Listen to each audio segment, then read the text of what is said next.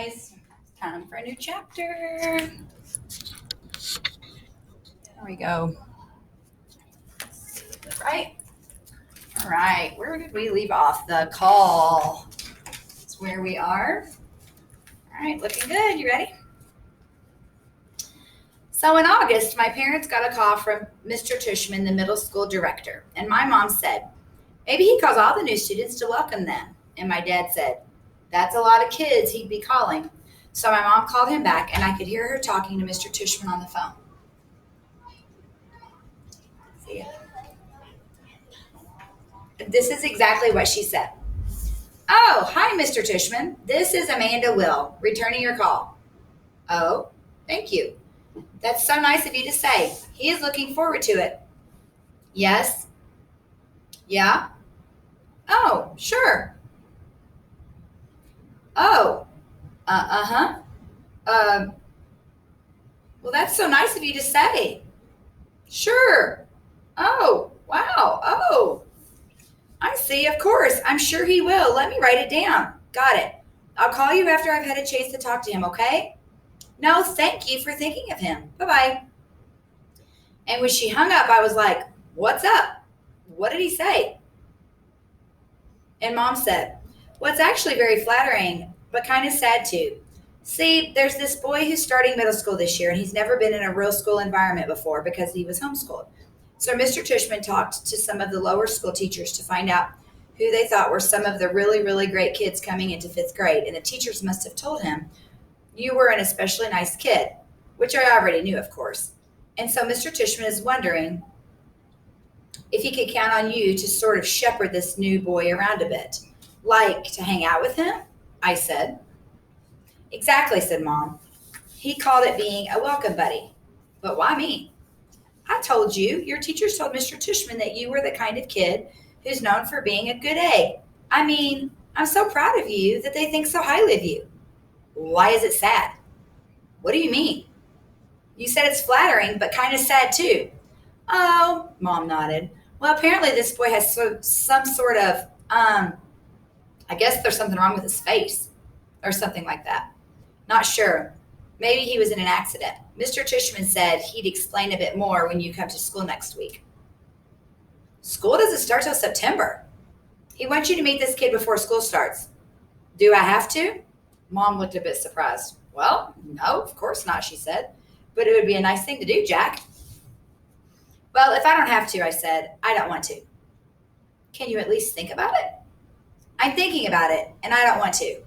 Well, I'm not going to force you, she said, but at least think about it some more, okay? I'm not calling Mr. Tushman back until tomorrow, so just sit with it a bit.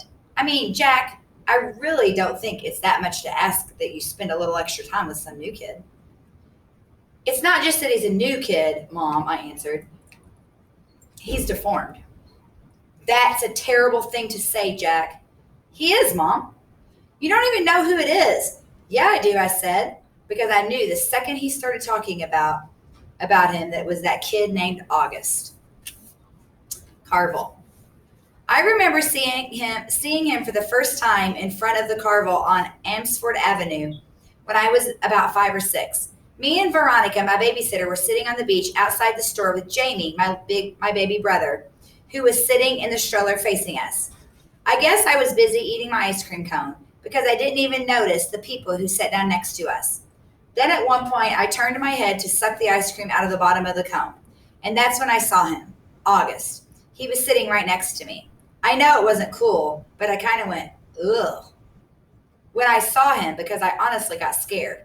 I thought he was wearing a zombie mask or something.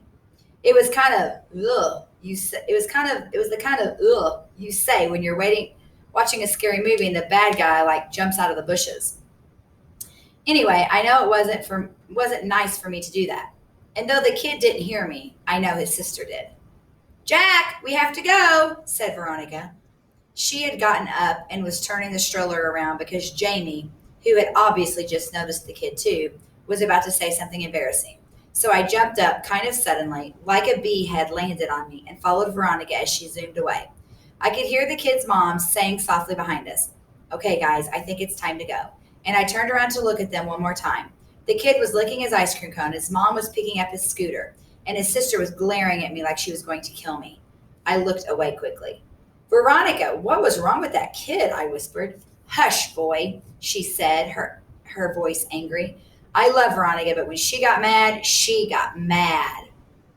Meanwhile, Jamie was practically spilling out of her stroller trying to get the look as Veronica pushed him away. But Veronica, said Jamie. You boys are very naughty, said Veronica, as soon as we were further down the block, staring like that. I didn't mean to, I said. Veronica, said Jamie. Us leaving like that, Veronica was muttering. Oh, Lord, that poor lady. I tell you, boys, every day we should thank the Lord for our blessings. You hear me? Veronica, what is it, Jamie? Is it Halloween? No, Jamie. Then why was that boy wearing a mask? Veronica didn't answer. Sometimes when she was mad about something, she would do that. He wasn't wearing a mask, I explained to Jamie. Hush, Jack, said Veronica. Why are you so mad, Veronica? I couldn't help asking. I thought this would make her angrier, but actually she shook her head. It was bad how we did that, she said, just getting up like that, like we'd just seen the devil. I was scared for what Jamie was going to say, you know.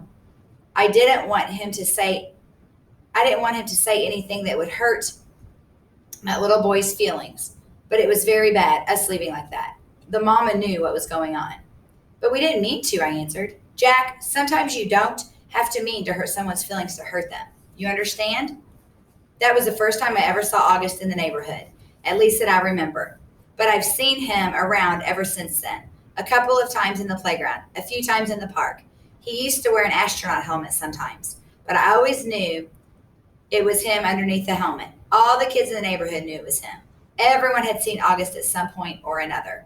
We all know his name, though he doesn't know ours. And whenever I see him, I try to remember what Veronica said. But it's hard. It's hard not to sneak a second look. It's hard to act normal when you see him. Why I changed my mind. Who else did Mr. Tushman call? I asked Mom later that night. He mentioned Julian and Charlotte. Julian, I said. Ugh, why Julian? You used to be friends with Julian. Mom, that was in like kindergarten. Julian's the biggest phony there is, and he's trying so hard to be popular all the time. Well, said Mom, at least Julian agreed to help this kid out.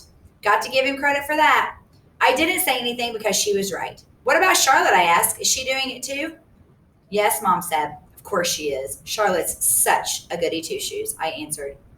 Boy, Jack, said Mom, you seem to have a problem with everybody these days. It's just, I started. Mom, you have no idea what this kid looks like. I can imagine. No, you can't. You've never seen him. I have. It might not even be who you're thinking it is. Trust me, it is. And I'm telling you, it's really, really bad. He's deformed, Mom. His eyes are like down here. I pointed to my cheeks, and he has no ears. And his mouth is like, Jamie had walked into the kitchen to get a juice box from the fridge.